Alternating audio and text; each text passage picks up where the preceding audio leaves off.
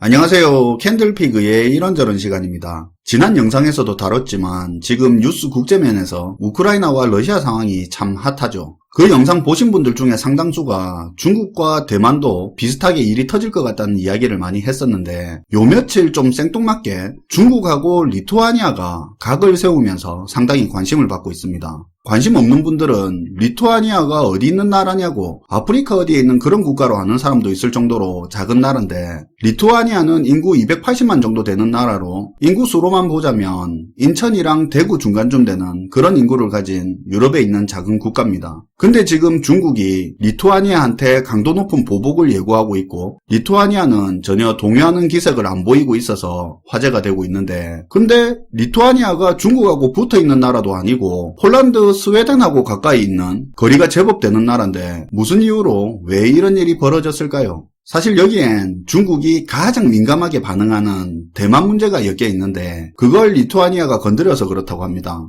중국은 나쁜 선례를 남겼다고 격하게 반응하면서 일각에서는 리투아니아를 시범 케이스로 국제사회에 본보기로 보여주기 위해 생각보다 강도 높게 보복하지 않겠냐는 말도 나오고 있는데요. 그래서 오늘은 중국과 리투아니아 상황에 대해 이야기할 건데, 중국과 대만 관계를 알고 넘어가면 좋을 것 같아서 중국과 대만 이야기를 간단하게 살펴보고 리투아니아가 거대한 중국을 상대로 이렇게 배짱 좋게 나오는지 한번 살펴보도록 하겠습니다. 우선 중국하고 대만 관계인데요. 이게 좀 길어질 수도 있는데 길게 설명하는 건 다음에 중국 대만 관계를 따로 주제로 할 때 그렇게 하기로 하고, 오늘은 간단한 흐름 중심으로만 이야기를 할게요. 1900년대 초 중화민국이라는 나라가 세워졌습니다. 초반에는 여러 군벌이 대립하는 혼란스러운 시대였지만 교통정리가 되고 국민당이 정부를 세웁니다. 지금의 중국 대륙을 국민당의 중화민국이 지배를 했는데요. 공산당도 같이 있었는데 건국 초기에는 서로 사이가 그렇게까지 나빴던 건 아니지만 국민당이 공산당 세력을 소탕하려고 하면서 서로 전쟁까지 하는 그런 관계가 됩니다. 동시에 당시 일본이 침략 전쟁까지 일으키면서 자기네들끼리 싸우다 당장 일본이 문제되니까 잠시 서로 싸우는 걸 멈추고 힘을 합쳐서 싸우기도 하는데요. 아무튼 1945년 일본이 패망하고 중화민국은 청나라 때 빼앗겼던 대만까지 돌려받게 되죠. 자, 일본도 물러나고 중화민국은 안정을 찾냐?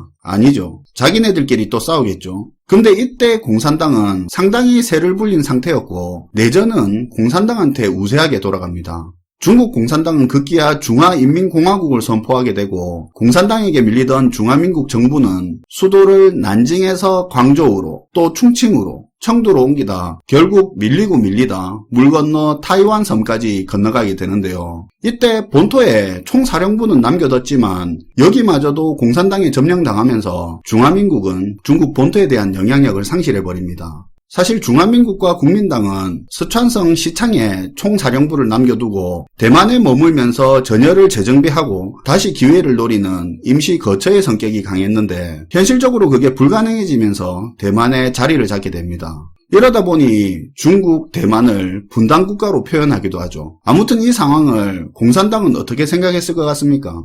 중화민국이 타이완을 실효 지배를 하니까 거길 중화인민공화국과는 별개의 걔네들 나라 타이완이라고 인정해 주겠습니까? 절대 그럴 일 없겠죠. 중화민국이라는 나라는 없어진 거고 중화민국의 권리는 중화인민공화국이 계승한 거라고 생각했는데 그 말은 당연히 중화민국의 땅이었던 대만도 중국 거라 이 말이죠. 그러다 보니 중국 공산당은 광둥성, 저장성 이런 것처럼 대만을 중화인민공화국의 타이완성으로 보는데 이 타이완성을 국민당 잔당 세력이 점거해버리면서 중국 정부와 분쟁이 있는 중국 내 지방 정권으로 보는 거죠. 중국은 그런 생각을 가지고 있기 때문에 대만을 개별 국가로 봐서도 안 되며 당연히 대만의 개별 외교 활동도 있을 수 없는 걸로 보는 겁니다. 물론 중국에 대항해 군사력을 키우는 것조차도 받아들일 수 없고 그런 대만에 무기를 판매하는 것조차 내정 개입으로 받아들이는 거죠. 대만도 초반에는 중국 공산당이 중화민국의 영토를 점거했다는 중국과 같은 그런 입장이었지만 지금 대만은 중국과는 별개의 타이완이라는 독립적인 나라라는 그런 주장을 하고 있죠.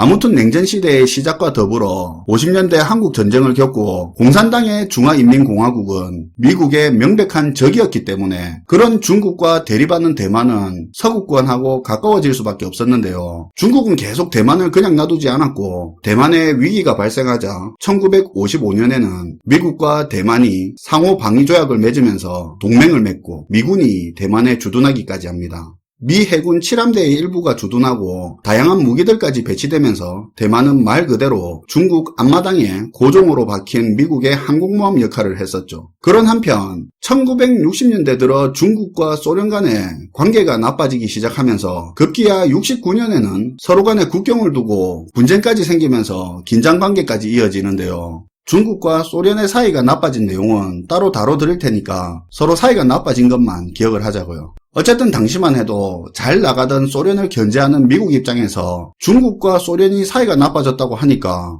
미국이 또 이 기회를 놓치겠습니까? 비록 중국이 공산국가지만 소련을 견제하는 데 좋은 카드가 되니까 1970년대부터 미국-중국 관계가 급진전되다가 1979년 미국과 중국이 수교까지 하게 됩니다. 물론 그 말은 중국과 서구권 국가들의 관계도 늘어나기 시작한다는 말도 되겠죠. 여기서부터 대만의 입지가 흔들리게 되는데요. 앞에서 중국이 대만을 어떻게 생각한다는지 이야기했죠. 중국과 외교관계를 맺는데 대만과 또 외교관계를 맺는다? 이건 중국 입장에서는 못 받아들이는 부분입니다.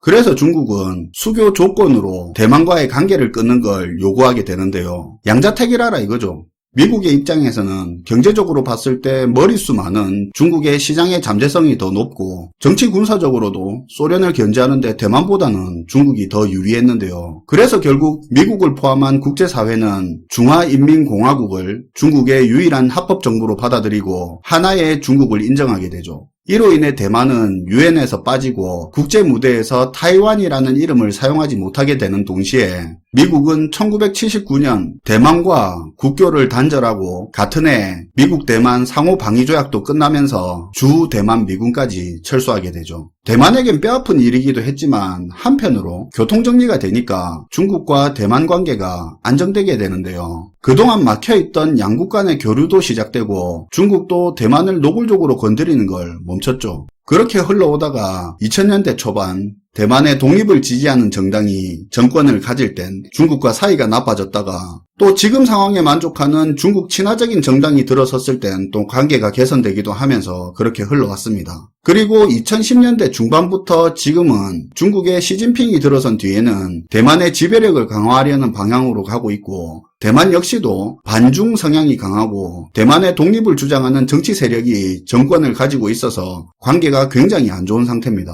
거기다가 미중 대립 구도가 본격화된 상황에서 서구권 쪽에 가까운 대만의 입지가 있다 보니 더 위기감이 큰 것도 사실이죠. 중국의 압박은 더해가고 있고 그에 따라 대만 국민 역시도 중국에 대한 반감이 커져 있고요. 국민들 정서가 워낙 이렇다 보니까 중국 친화적인 정당들 역시도 지지율이 떨어져서 중국과의 관계에 거리를 두는 상황이죠. 대만과 중국의 관계는 간단히 이 정도만 하고요. 자, 이제 리투아니아 이야기로 다시 돌아가서 발트해에 있는 리투아니아는 과거 1991년 중국과 수교를 한 나라입니다.